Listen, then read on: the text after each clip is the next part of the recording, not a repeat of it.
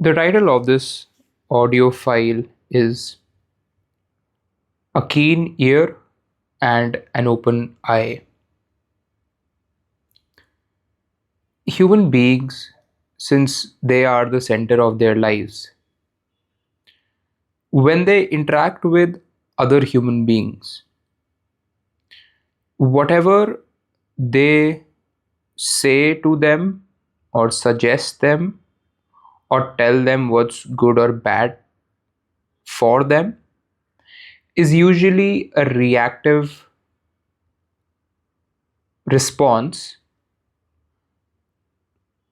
and it is reactive to their own life experiences and what has helped them.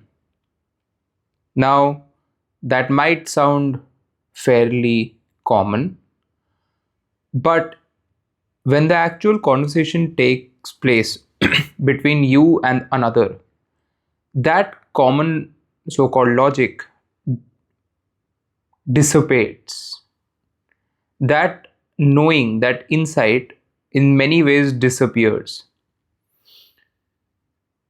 So, let's say, for example, uh, if I am a gym goer and I have a fairly muscular body, there are high chances I am a fanatic for keeping my protein goals in check. And the vein and lens through which I food is very heavily clouded and seen through the opaque lens of how many grams of protein it is in it. And so whenever I go on a street, I walk by the passers-by eating street food, and I look at the food that they eat, since most of the street food is uh, comprised of simple carbs and sugar uh, and saturated fat and less of protein, I will naturally so-called judge them in a negative vein because, as a protein fanatic, I'm aware that that would not satisfy their protein intake. But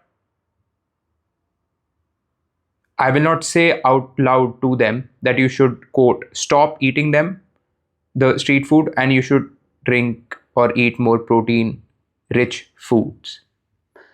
Now, that's the common way when looking at or talking to strangers. There is no uh, longing or attachment towards strangers because there is no so called relation. But in the case of your friends or your girlfriend or your family or your colleagues or any stakeholder to which you are attached to, things are not as black and white. Things are more muddy and gray. Now, so let's say if you say take the same protein example and you go talk to your girlfriend, uh, chances are your girlfriend doesn't have the same muscular body as you because the society imposes the sexual standards a certain way that makes men more receptive to take protein because they have to build a good body to be sexually selected by girls, whereas girls, they're given a more easier leeway by society, and they can so-called get away with being unhealthy slash fat slash not having a muscular body. So if your girlfriend doesn't eat enough protein and you are a protein freak, your overwhelming desire, because you have, let's say, so-called seen the benefits of drinking and eating protein, you will impose that on the other person by saying you should take protein, these are the benefits of the protein, this is good for you, this is healthy for you, eating carbs and fats is bad for you. And though on paper it may be right or wrong, but that does not matter. The person might, upon constant force uh, and constant, what do you say, pressure, may have it every now and then. But when they're not being looked, or when they're alone, or when they're not around you, since that is not their norm to take protein for whatever reason, because they don't have the impetus to maintain a so-called decent physique, or they haven't had any problems with their body which has naturally made them so-called see the benefits of protein,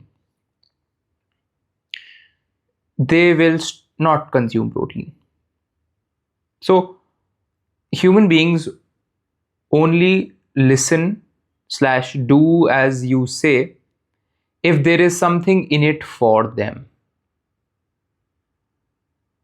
If there is nothing in it for them, if there is no pleasurable experience or aversion to pain that they can verify as truth to them, they will naturally not lend an ear to you, to what you have to say.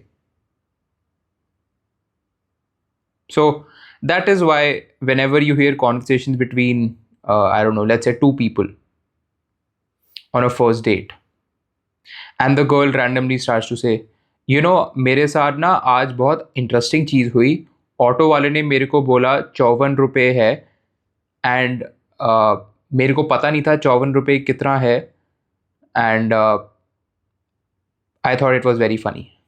Now, will the guy give and lend an open ear to her? Yes. Why? Because he wants to have sex with her. Because there is a benefit of being with her. Uh, so there is something in it for him. Or let's say a similar case of the guy saying something.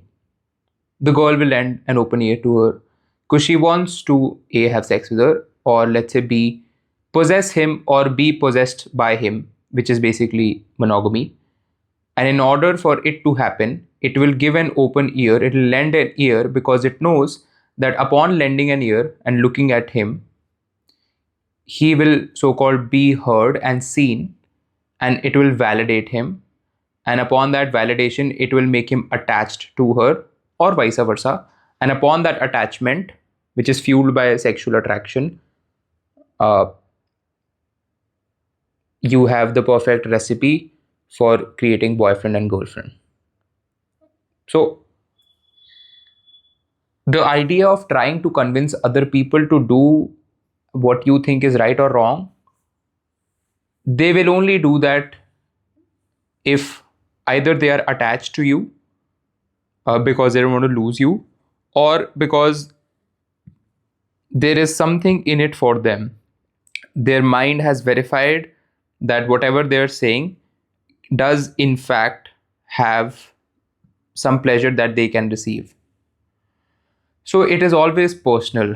No one ever does as you say or as you want them to do unless they see that there is in fact something in it for them. Uh, so if you get upset that they're not doing as you say, which is typically what happens between parents and children, that the parent tells the child do this and do that, and the child basically never does that, or even if he does that, he'll only do in their vicinity because he is attached to them and because he does not want to face the consequences of not doing it. But when he is left alone, he will stop doing that. Uh, and it's basically fueled by attachment. So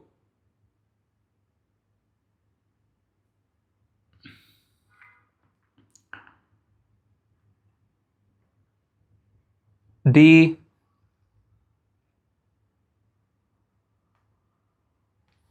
the person who has the strongest pull towards him or her, or the person who effortlessly uh, makes other people do as they say or listen to him, is the person who understands what the mind is truly moved by.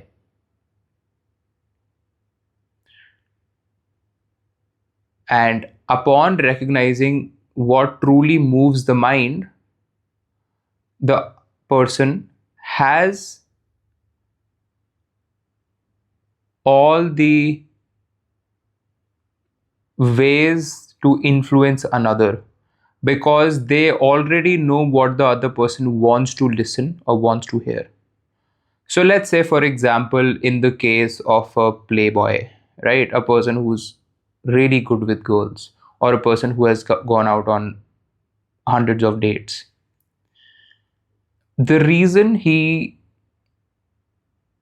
is at the stage where he's able to effortlessly attract girls, and within no time the other person is attached to him, is because he has understood what the other person truly wants in a guy, uh, through iterations of going out on many dates, uh, and the nuances of that. So, in many ways,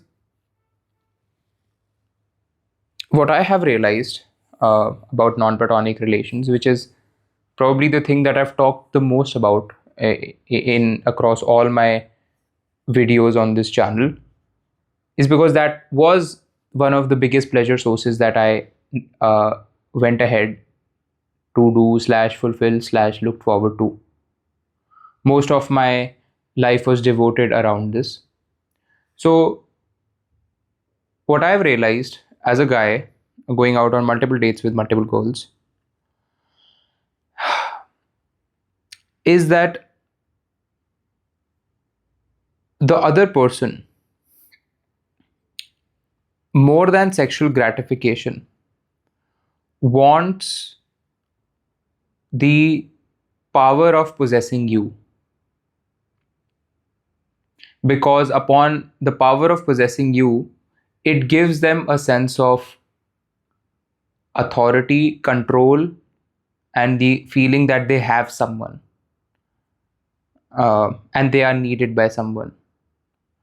And because the culture, uh, you know, propagates that there should be other reasons just as important or more important than sex, uh, and not just that, because that's animalistic or not good or sexualizing.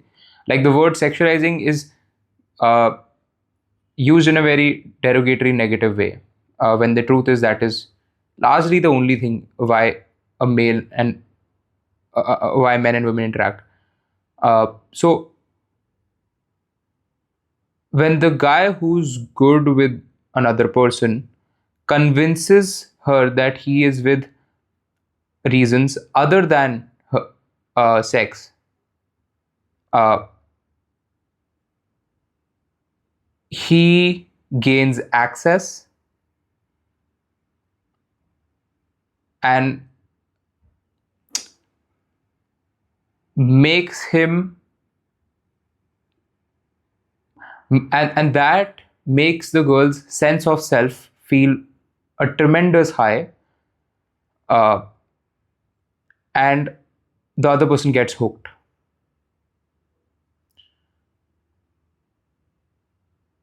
So the messages that the society propagates is never really understood by human beings. And because it is not really understood by human beings, they are manipulated left, right, center through all walks of life. Uh, and the person who sees the game for what it is and who has recognized uh, exactly what the mind wants to hear and wants to see, and what are its nuances and what gives it the most pleasure, is the one who has all the faculties at his disposal